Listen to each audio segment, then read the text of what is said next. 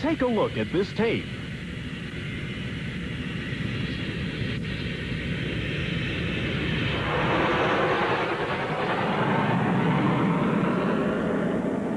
Now, let's meet the man who had to climb out of the ghetto before he could climb into the cockpit of that plane.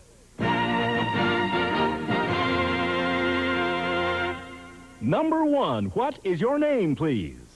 My name is Drew Brown. Number two.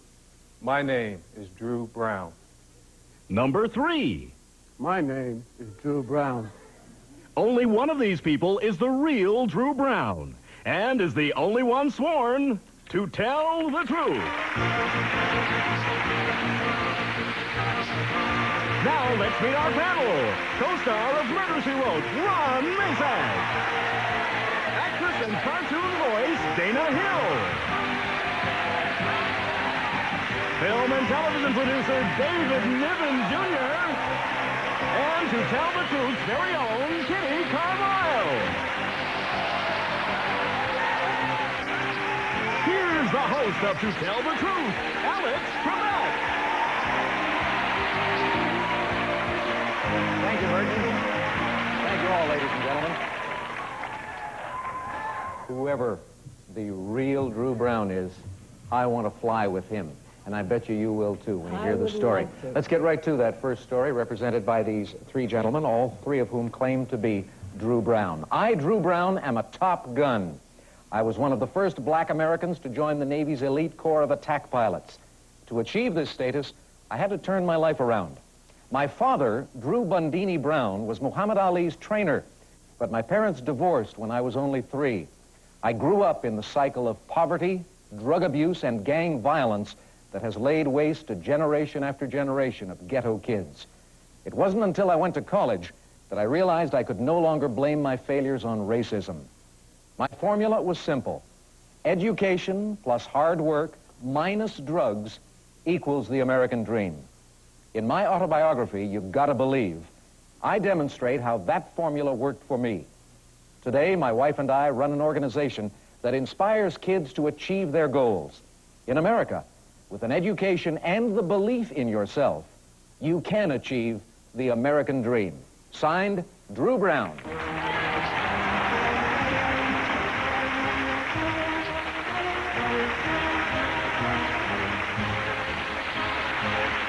We'll find out more about this modern-day Horatio Alger right after this.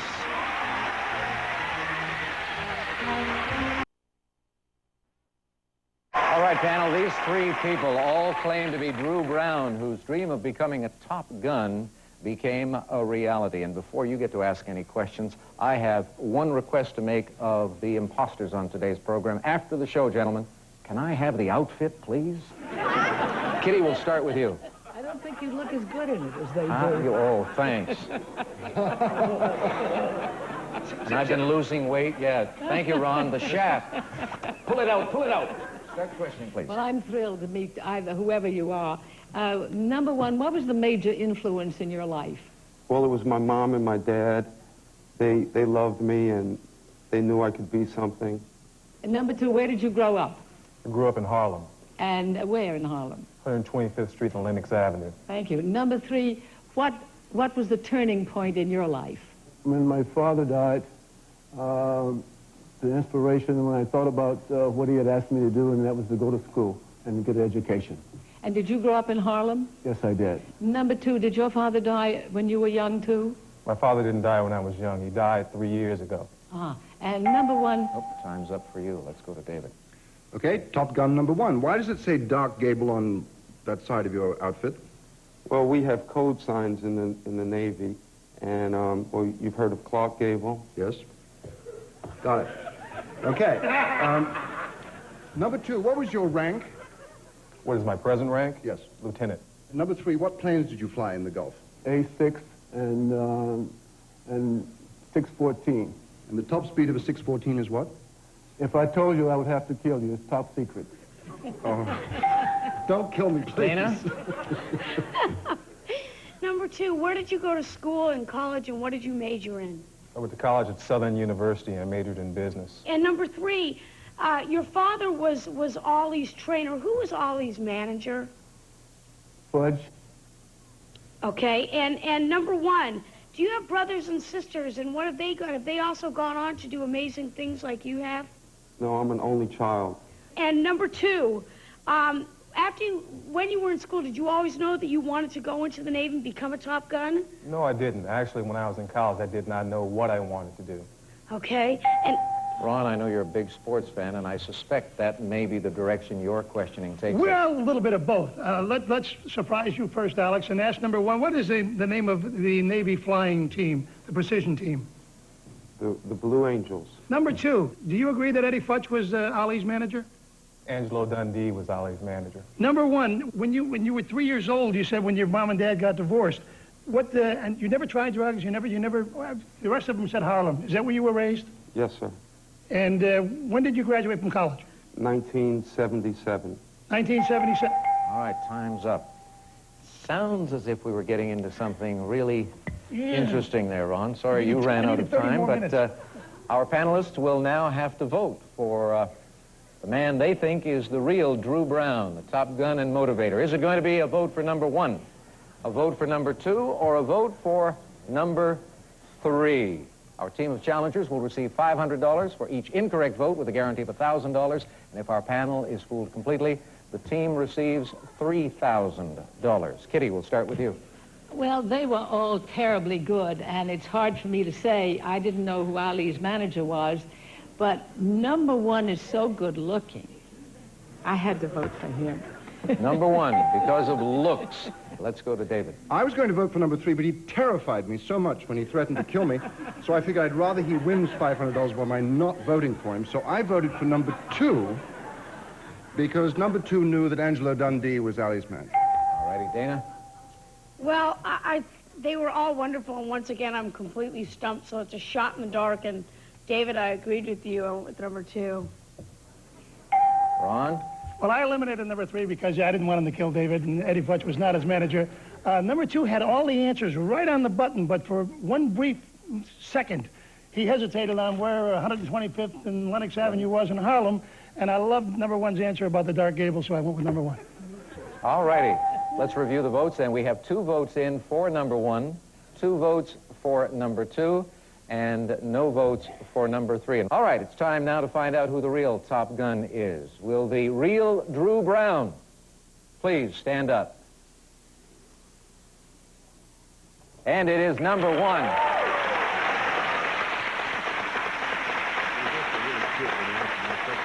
Welcome, Drew. Thank you very much. I don't know who the real person is when I come out to host these programs, ladies and gentlemen, but I had a feeling that Drew looked a lot like his dad. Am I correct? Yes, sir, you are. Did your father originate that expression, float like a butterfly, sting like a bee, or did Muhammad come up with that himself? That was my dad. He motivated Ollie for 25 years, and now I'm trying to do that to these kids. Well, I hope you succeed. Good for you. Yes, Thank indeed. you. I have something to give you, Alex. Oh, yes? Yes. You know, I go around the country saying that I'm bad, and I say I'm bad because I have a college education. Well, I'm not the only one in this country who's bad. For what you've done for these kids through Jeopardy and the education that you've made number one, I want to present you with something. Uh-oh. Hello. Whoa. Take off. All right. Alex, hey. Alex, with the power invested in me, I now officially make you bad. All right. I'm bad. Thank you, sir. Thank you. Thank you very much. Let's meet our imposters. Number two, you earned 2 votes. Who are you, please? I'm Mike Taylor, and I do public relations for the Los Angeles Raiders. Well, now.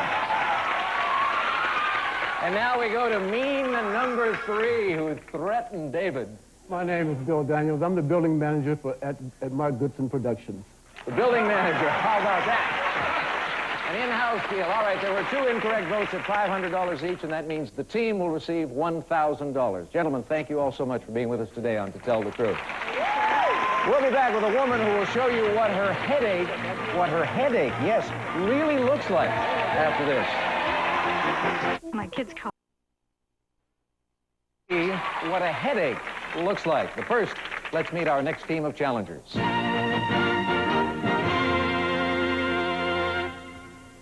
Number 1, what is your name, please? My name is Louise Woodard. Number 2. My name is Louise Woodard.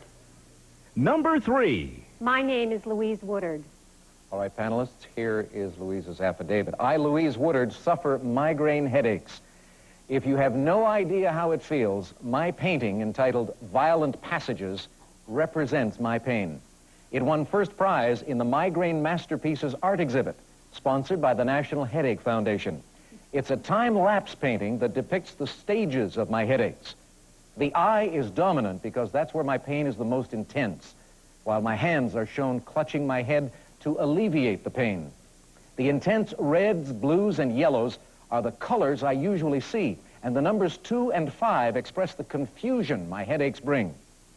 The pills are what finally bring my painful journey to an end. Migraines can be caused by heredity, hormonal changes, oversleeping, even foods. I don't know the cause of mine, but I do know I've suffered from them for more than 20 years, and I can assure you they are no laughing matter. Signed, Louise Woodard.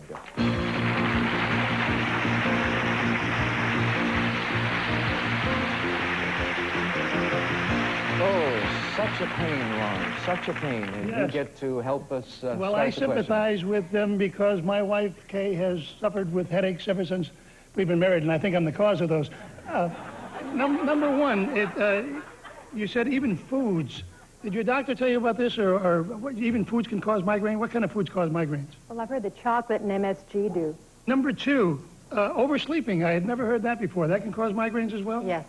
And number three, what kind of pills are they recommending that you take? Fiorinol, Demerol shots, Darvocet 100. Now, number two, it said you for 20 years. These just came on 20 years ago suddenly? I've had them at least 20 years, yes. At least 20 years. Dana. Number one, have you ever tried any alternative forms of medicine to try and help you with this problem? Well, I take Kalan SR in the mornings, supposedly to help vascular circulation. And number two, do you have children? And if you do, are they affected by migraine headaches? I have children, but they have no migraines. And number three, the intense reds, blues, and yellows are the colors I actually see. What do you mean by that? That's orally what I see. I see auras when I get a headache. So those are the colors that I see around people, around things, and objects. Oh, okay. David. Thank you. Number one, where was this migraine masterpiece art exhibit? It was in New York City. And what was the first prize? First prize was $4,000. Oh, very nice. Number two, as a matter of fact, what does the 2 and 5 really mean in your painting? I think because the 2 and the 5, if they're turned upside down and backwards, they are similar shapes. Number three, I'm sure you're not going to buy that answer. What would your answer be? That's the length of time my headaches take. They can run 2 to 5 days. 2 to 5 days? Days. Whoa. Oh. Kitty. Number three, have you ever tried biofeedback? Yes, I'm currently involved in a biofeedback program. Does it work? Yes, it's working for me. Uh-huh. And number two, do you try biofeedback too? No, I haven't. You haven't tried it. I haven't tried it. Number one, do you have to go to bed when this happens? Yes, many times I do. And number two, do you feel nausea as well? Yes. Number one, is wheat something you shouldn't eat, or corn? I don't know. You don't know anything about that? All right. Well, I'm stumped. I can't figure out who the real migraine-suffering woman is, but it's not up to me. It's up to our panel, and you have to vote right now for number one, number two, or number three. And judging by the smiles on the faces of our challengers today, I don't think any of our ladies is suffering from a migraine at this moment. Ron, who did you vote for? Well, I got a little confused. I mean, I eliminated number three because I figured the staff is going to put her in all these colorful outfits, things to match the painting. Number one just confused me because it's something about the foods, and then she already said earlier, chocolate can cause these. And I bought the 2 and the 5, number two, so I hope I'm right. All right, a vote for number two as we go to Dana. I thought they were all extreme. I've got a migraine trying to figure out who it is, so I went with number three. Well, David? Ron gives me a migraine, I must say. On purpose. I thought it was number three because number three just rattled off 3 different pills and things like that you take for migraine, so I shall remember that the next time I get one.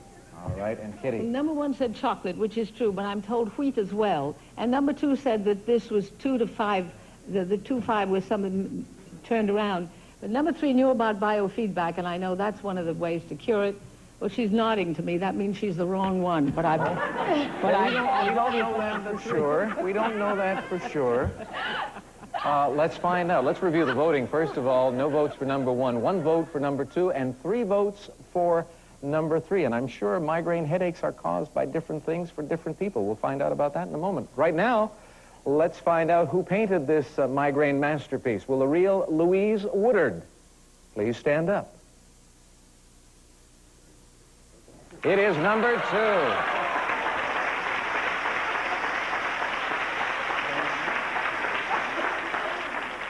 20 years of suffering from migraine headaches. Now, number 3 was talking about seeing auras, colored auras around people. Is that the way your migraine affects you, Louise? Yes, yes. And there is an aura around objects. have we come up with a cure for migraine? No, there's, I think the latest is the biofeedback treatment, but I think they're still trying. Yeah, whatever works, works, right? Right. All right. Let's find out about our imposters. Number 1?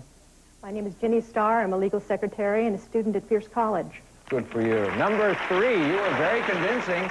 My name is Wendy Bowers, and I book speakers for a lecture bureau.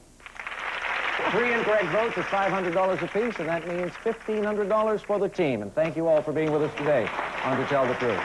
We'll be back to play one-on-one with somebody from the studio audience right after this.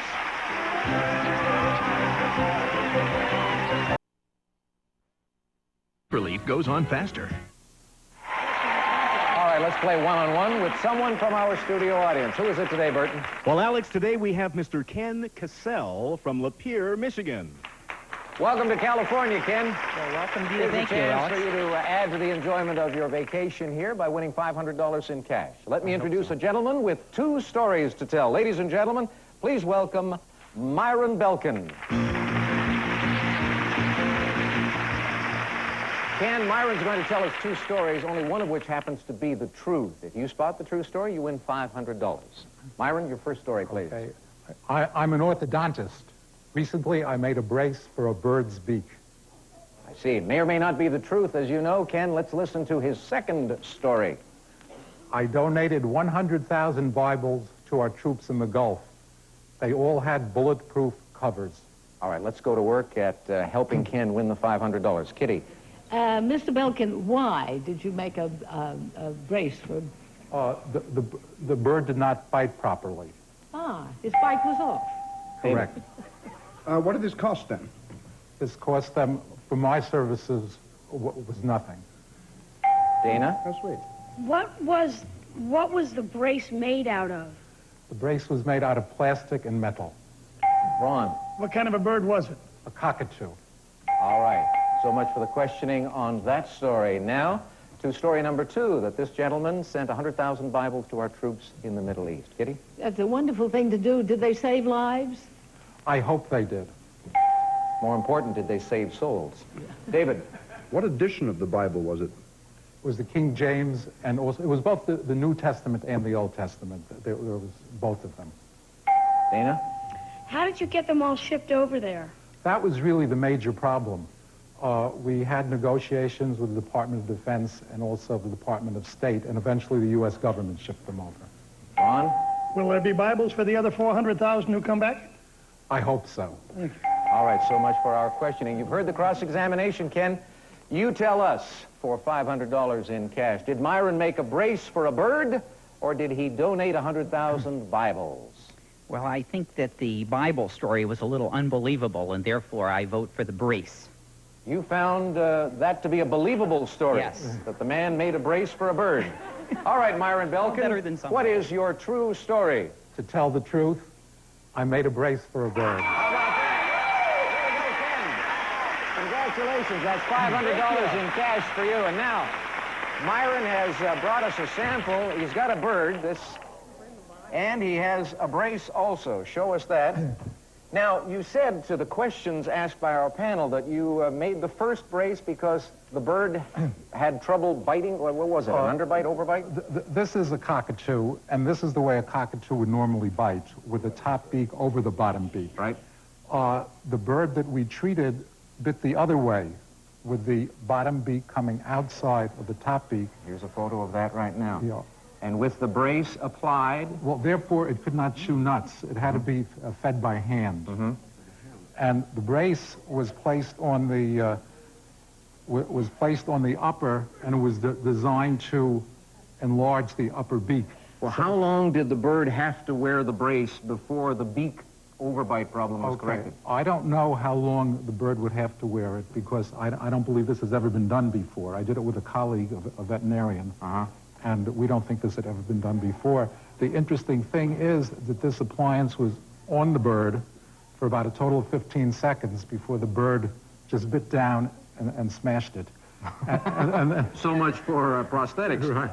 And this is a newly redesigned appliance that does not have plastic on the tip of the beak. All right, so there is hope, ladies and gentlemen. If your bird has a biting problem, have him come and see Myron. Thank you very much for being with us today on To Tell the Truth. We're coming back after this. Thank you. Don't go. Tell the truth.